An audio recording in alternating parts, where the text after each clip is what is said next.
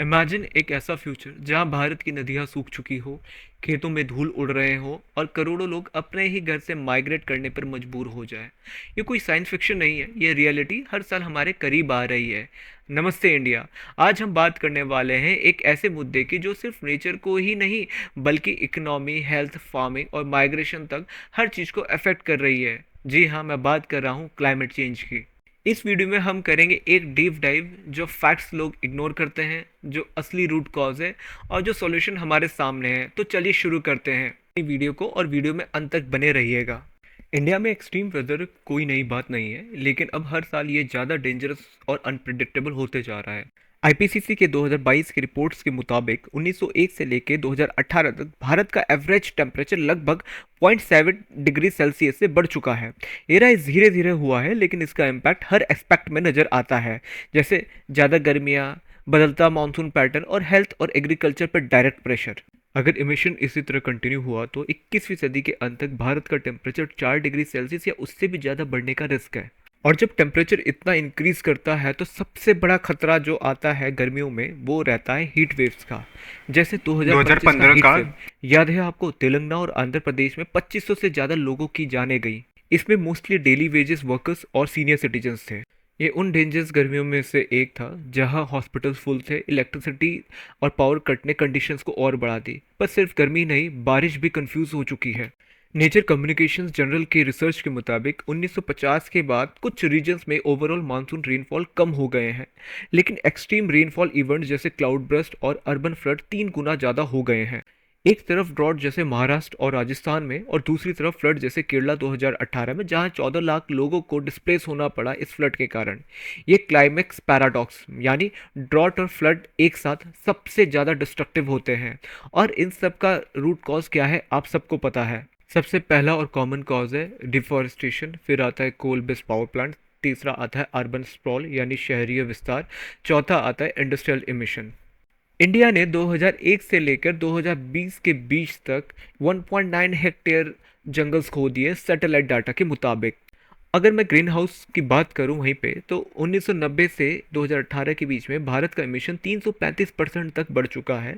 और सबसे बड़ा कंट्रीब्यूटर है थर्मल पावर, फिर आता है ट्रांसपोर्ट, फिर आता है इंडस्ट्रियल आउटपुट। और इन सब का कंबाइंड रिजल्ट है हर साल ज़्यादा गर्मी, ज़्यादा अनप्रिडिक्टेबल रेनफॉल और इंफ्रास्ट्रक्चर पे एक्सट्रीम प्रेशर।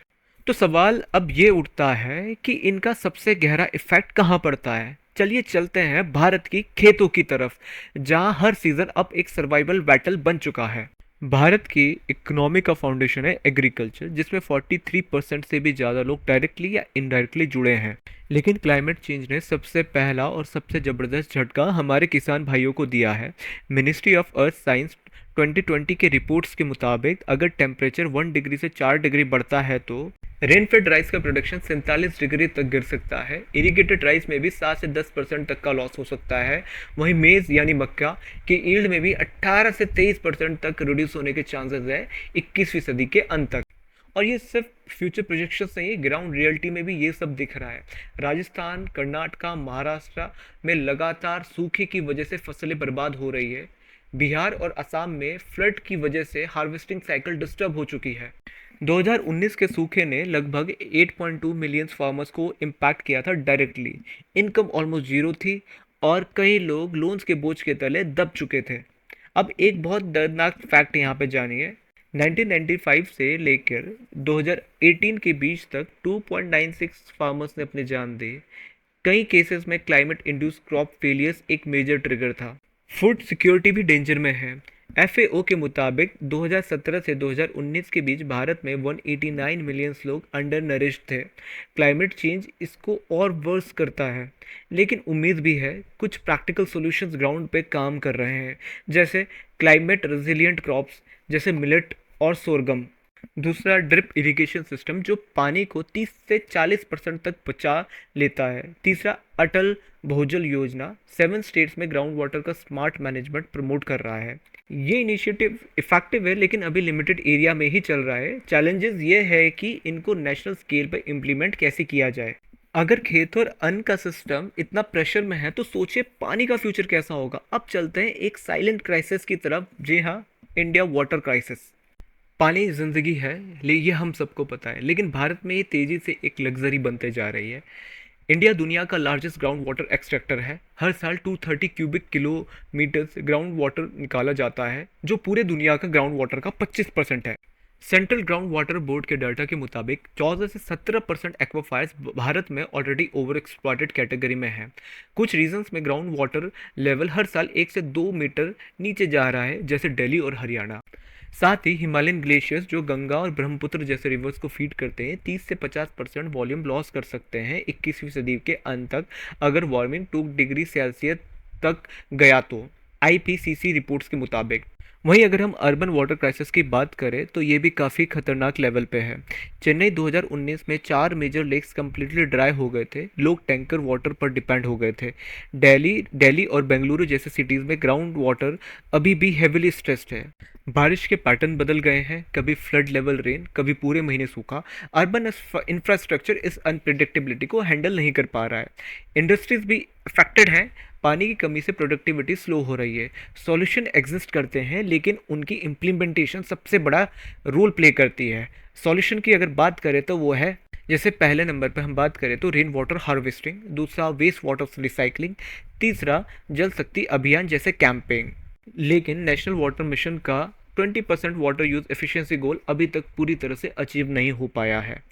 और अगर पानी की हालत यही है तो सोचिए भारत के कोस्टल रीजन का क्या होगा, जहां समुंदर खुद जमीन निगलने लगा है।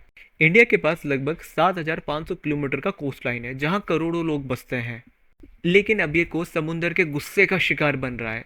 आईपीसीसी के प्रोजेक्शन के मुताबिक अगर सी लेवल इसी पेस पे बढ़ता रहा तो 21वीं सदी के अंत तक 0.5 से 1 मीटर तक का समुद्र का लेवल ऊपर आ सकता है। अगर बात करें तो उड़ीसा और तमिलनाडु के कुछ कोस्टल विलेजेस पार्शियली सी इरोजन की वजह से गायब हो चुके हैं। सुंदरबन रीजन्स में 13% लैंड एरिया 1985 से लेके अब तक समुद्र ले चुका है।